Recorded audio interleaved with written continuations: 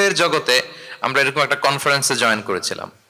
সাইয়েদনা আদম আলাইহিস সালামের পৃষ্ঠদেশ থেকে যারা আমরা বনি আদম হয়ে পৃথিবীতে আসবো তাদের রূহগুলোকে একত্রিত করে আল্লাহ এরকম একটা কনফারেন্সে কভেনেন্ট করেছিলেন, চুক্তি। তিনি আমাদের জিজ্ঞেস করেছিলেন যে আলাস্তু বিরাব্বিকুম, আমি কি তোমাদের রব নই?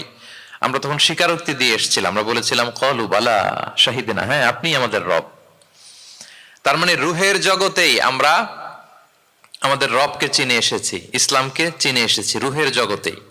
ফলে দুনিয়াতে যখন কেউ সুন্দর করে কোনো অমুসলিমের সামনে ইসলামকে পেশ করে, প্রেজেন্ট করে, তার কাছে ইসলামকে বড্ড চেনা চেনা লাগে, ইসলামকে বড্ড আপন আপন লাগে। কারণ ইসলাম তার কাছে নতুন না, সে তো অনেক আগে ইসলামের সাথে পরিচিত হয়ে এসেছে। সুবহানাল্লাহ।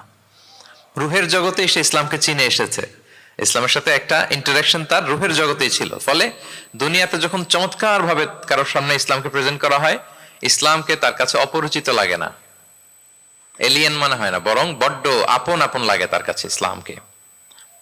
ফলে সহজেই সে ইসলামকে গ্রহণ করতে পারে।